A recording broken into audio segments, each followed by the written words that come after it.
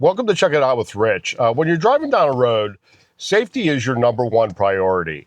And a lot of times it's not you getting into an accident, but it's somebody running into you, getting you into the accident. And Fitcamx reached out to me and asked me if I'd do a review on one of their dash cams. Okay, you can purchase this with a rear view camera also, but you have to do it at the time of purchase. And I will put links and discount code in the description or right here under this video.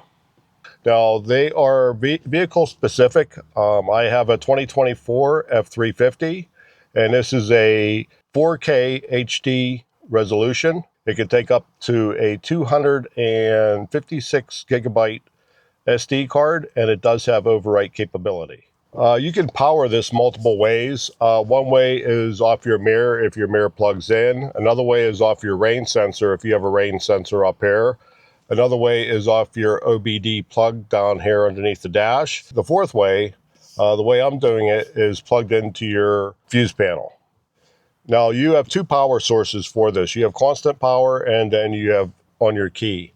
The constant power is for when you're parked somewhere and say somebody hits into your car. You'll get a video of them driving past the front, or if they're keying your car or something, if they shake your vehicle enough, it will record and catch them on video.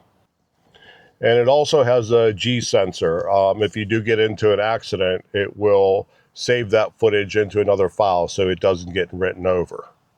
Now, this is an app base, so you can control everything on your cell phone, and it makes it easy for installation setup and to retrieve any files that you have on it. It also has easy installation. It's pretty easy to install, all depending on your wiring options. It might be easier, it might be a little bit harder, but all in all, it's a pretty good install. And last, it's OEM-like, so once it's done, it's going to look like it came from the factory.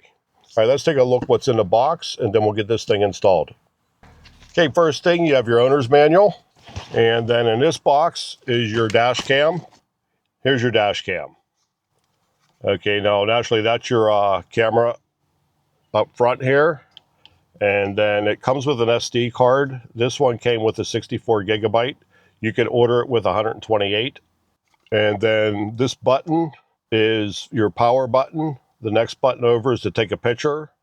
And then you have a microphone and an LED indicator light. And the last hole here is for a reset. And it comes with a mounting bracket that you'll see where this goes in a minute. Okay, the next box, they give you a trim tool, which this one's actually pretty nice. This can actually get out the little plugs. And then they give you an Allen wrench, which is actually a star, and a longer screw to mount the mounting plate. And then they give you a bunch of wires here. Okay, now they give you this wire. This wire hooks into your camera and then goes to wherever you're hooking your power up to. And then they also give you different pigtails for different fuse boxes. I told them that I don't have the power mirror or the rain sensor, so my best option was to hook up to the fuse box. Now, they don't know what fuses I have, so they sent, there's actually 4. I have one hooked up in the fuse box now, but it comes with 4 for the 4 different fuses, and I'll show you that once we get down to there. And they also sent you this SD card reader. It's kind of cheap. It'll probably work. I just don't know how fast it's going to download your files. But it is nice that they sent it, so in case you want to plug this in, take your card out, plug it into a computer, you can transfer your files. All right, let's get this thing installed. All right, the first step, you want to get the little Allen wrench out, and then we're going to go up to the rear view mirror, and I'll show you what to do. Okay, we just want to take this screw out. It's pretty easy. Take that screw out. Then we're going to take the screw that they provided. Then we're going to put that mounting plate up here. Put that screw in. Hopefully you don't drop it. And that's it. And then snug it up. And then you're going to take your camera and just pop it on. And that's it. Okay, so that just took a couple minutes to install. That wasn't bad at all. I'm gonna go ahead and run the wire, and then I'll show you what I did afterwards real quick. Every vehicle is different. Some fuse boxes are on this side, some are on that side, some are under the hood. So I'm gonna get it all done, give you a quick overview, and then we'll go into the functions of it. All right, I got it all wired in, except for the fuse box. Fuse box is the hardest part just because location. If it was right in front of you, it'd be pretty easy. So let me show you what I did. Okay, here's the wire coming out. I ran it up through here, all the way around, down in this trim, then down through here. And I continued on behind this rubber molding, got down through here, and then this is where my fuse box is. Now, as you can see, the location wasn't that great. I'll show you how this hooks up. Okay, this wiring harness is pretty neat. All you do is you find out which fuses you want to hook up to. Like I said, you need one that runs off your key, that's going to shut the power off, and then you want another one that's constant power. And then you remove that fuse, and you will plug that fuse into here, and then plug this into where that fuse came out. And then this fuse is the supply line to your camera. So this is what's protecting your wire going to the camera. Okay, next thing you want to do, you want to go ahead and download the app, which is pretty easy. It's straightforward. I'm not going to go through that there. And then once you do that, you want to hook your camera up to it. Now, I was having a lot of issues with it just because I have a lot of Wi-Fi here, and I had to go through and try to turn off the auto connect. What kept giving me problems was the truck. So when you do this, make sure your truck is off and the camera will still be powered through your constant power fuse. Okay, so let's go in and get the camera on here, and then we can go through the all the settings on the app. So as you see, my camper's on. So we want to go to this car cam. Hit that, it'll connect.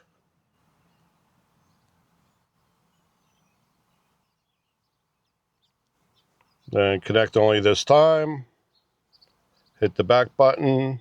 We're there. Hit next. And we're there. And you can see that is a very nice picture. And you can turn it sideways to get a full screen view. And the picture does look pretty nice. I don't even have my glasses on. It looks pretty good. And we'll turn it back for settings. And then we'll go to camera settings. Now you can turn off record sound. You have the photo resolution, which you have Vega up to 3M. We'll cancel that. And then loop recording. I have it on for 3 minutes. So each clip is going to be 3 minutes. You can go down to a minute on it. I prefer the longer clips. Exposure, you'll have to look and see what that looks like for you. And then time watermark, I want that on there in case I do need to use the footage for the police or something. I'll have a time and date. And then you have your WER, that's wide dynamic range. I believe that's your Keller. And we'll leave that on. And then your advanced settings, which is collision sensing. I have that on medium. Collision detection sensitivity for parking, I also have that on medium. And then your Wi-Fi information. And then at the very bottom, you have a factory reset. And then let's go back. And then here, you can go to your files.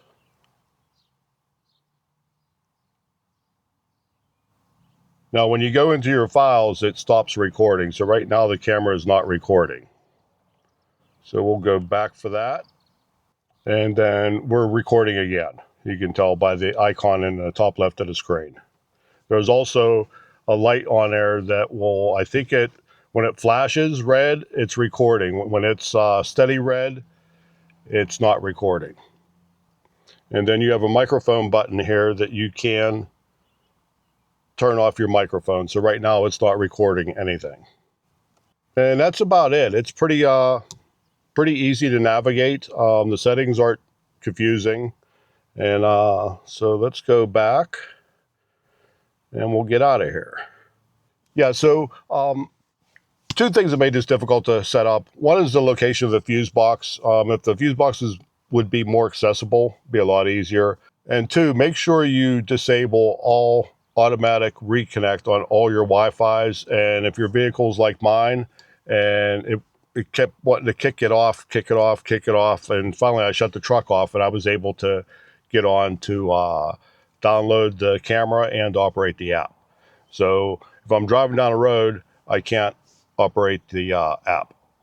All right, let's go for a ride and get some footage and see what it looks like. Okay, I tried to get some different shots. Here we're going through the trees. I was curious as how the glare would come, and it's really not that bad. Like I said, they do sell a filter that might help with that. And then here it's nice wide open. And then on this next clip coming up here, I tried to get as close as I could to this guy in front of me to see if I could see the license plate, but I didn't want to ram into him when he was turning. And then this next one I really like. You have the nice blue sky with the clouds and the contrast with all the different colors on the houses and the barns. I think it's turned out pretty nice. Okay, you can see from the footage I took that it's pretty good quality. You can see a lot of good detail in it. One thing I did notice on some of it with the sun glare coming through the trees, there's a lot of glare. Now they do sell filters that you can put on the lens on the camera. Now, like I said before, when you order, if you want the rear camera, you have to order the rear camera with the unit. You can't order that rear camera separately. I'm going to put a little screenshot in right now and show you the different options they have. Now, once again, this is for a 2024 F350. So those options will be for that vehicle. Okay, like I said, in the description, I'll put a link to their website plus a discount code. I think it's for 8%. Now I'm going to get into the two things I dislike. Number one, I don't like the SD card being on the passenger side. In order to take it out, you have to reach around or go on the passenger side to take it out or to put it in. It'd be a lot nicer if it was on the driver's side. It's minor, but that's just my preference. And my other dislike is the format that your video's in. It's not MP4. So in order for me to do this video, I had to put it in and convert it over to MP4. It seems like everything is MP4 friendly. I don't know why a lot of the manufacturers don't stick with the MP4. Less people would have to convert the video. But other than that, it's a great system. Uh, price is pretty good on it, and for safety going down the road, you can't beat that. If somebody ran into you, you have video proof of exactly what happened. And also, when you're stationary, parked somewhere, you could quite possibly get somebody running into your car or something like that. Okay, great product from Fitcamx. And once again, thanks for checking it out. We'll see y'all next time. Bye.